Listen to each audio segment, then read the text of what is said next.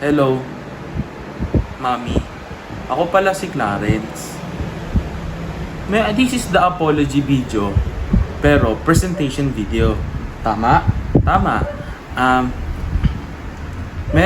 Meron lang akong sasabihin. Binenta ko yung phone ko. Ito, di pa nabebenta. Pero, ibebenta. Nang hindi mo alam. Kasi, dahil, pag nalaman mo agad, pipigilan mo ako. Tama? Tama. Tas, ano bang disadvantage and advantage ng iPhone? Advantage? Marami. Marami nakikita, marami. Ano ba disadvantage? Wala. Kaya mag-iPhone na ako. Sorry ulit.